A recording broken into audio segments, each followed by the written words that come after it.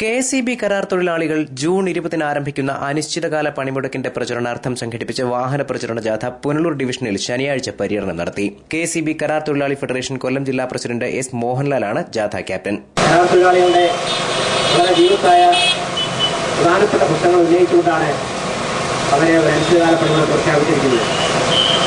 കഴിഞ്ഞ നവംബർ 15 തീയതി സംസ്ഥാന വ്യാപകമായി ഒരു ദിവസം സംസ്ഥാനത്തെ കരാർ തൊഴിലാളികൾ പണിമുടക്ക് നടത്തുകയുണ്ടായി.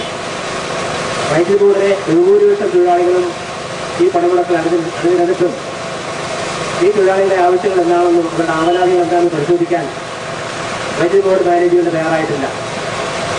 വൈദ്യുതി ബോർഡ് മാനേജ്മെന്റ് തയ്യാറാകാത്ത അവസ്ഥയിൽ സംസ്ഥാന ഗവൺമെന്റ് ഇടപെട്ട് എന്തെങ്കിലും പരിഹാരം ഉണ്ടാക്കിയത് കാണുന്നില്ല.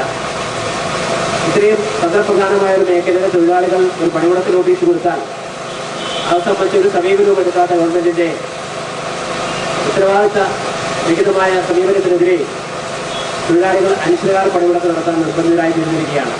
ജില്ലാ സെക്രട്ടറി സാബു ജസ്റ്റിൻ, ഇബ്രാഹിം പത്തനാപുരം, കുണ്ടറ ശശി എന്നിവർ സംസാരിച്ചു. News bureau, Punalur.